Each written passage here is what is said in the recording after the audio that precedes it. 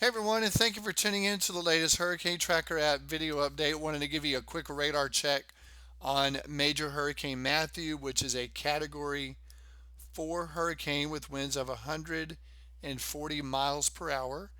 And I wanted to kind of look at the structure of the storm here based on the radar for just a moment.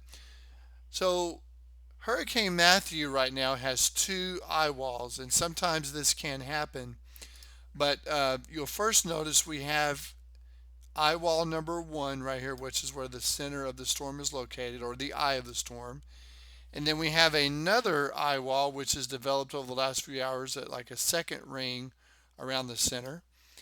And the inner eye wall has been kind of rotating within the larger eye wall. So we've seen some wobbles, but the overall motion is generally, towards the northwest. So we don't anticipate the core of the strongest winds coming into West Palm Beach.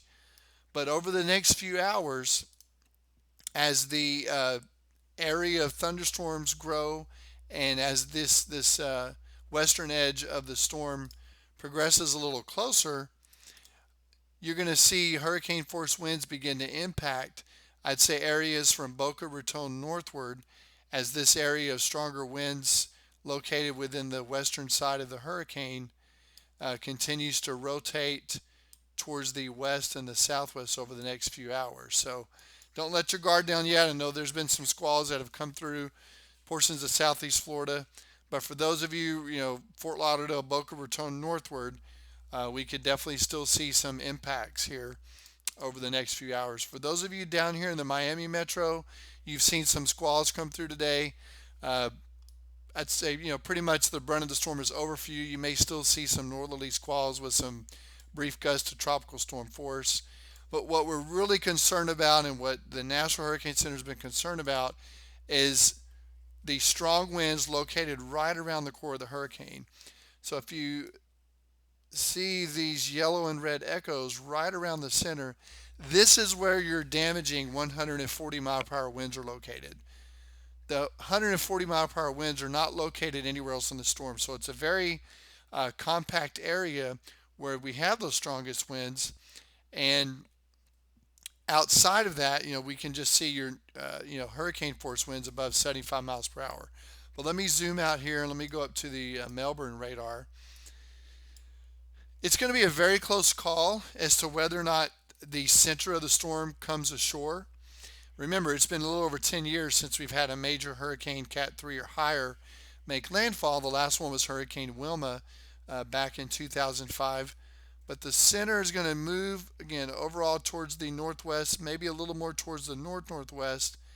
But we do think somewhere in this area here, let me outline it for you. The east central Florida coast with the highest probability around Cape Canaveral, we could see the center and the core of the strongest winds move ashore. So really anywhere here from maybe Fort Pierce northward to Cape Canaveral, we could see the core of the strongest winds move ashore.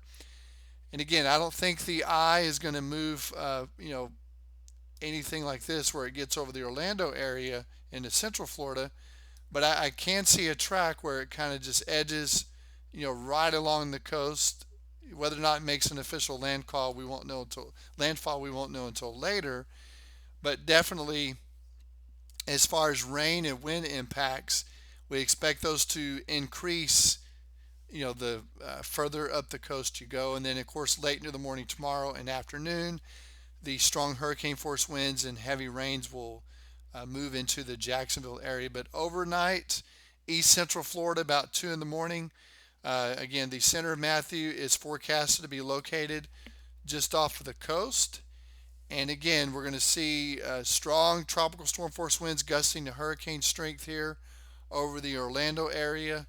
And then closer towards the coast is where we could see potentially those really damaging catastrophic winds of 140 miles per hour wherever this core right around the eye of Matthew tracks. So we're going to be watching that closely through the night. We'll be giving you updates in the app and on our Twitter. And along with the heavy winds, the winds around the system will be blowing from the east northeast, and we could have water rises, storm surge up to 7 to 11 feet here in some portions of the east, central, and northeast Florida coast. So storm surge is going to be an issue, inland flooding wherever the heavier rain band set up, and of course heavy, potentially catastrophic winds wherever this core of Matthew comes ashore tonight. And again, we'll be watching that very closely. But again, those of you in Miami, it's pretty much over, winding down. Could still see some squalls.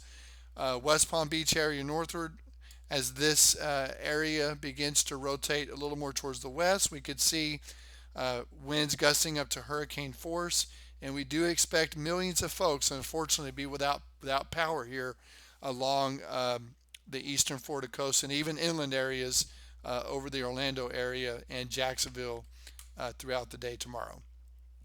Thank you for tuning in. If you're in the path of the storm, we hope you're in a safe location. And thank you so much for using the Hurricane Tracker app. And we'll talk to you next time.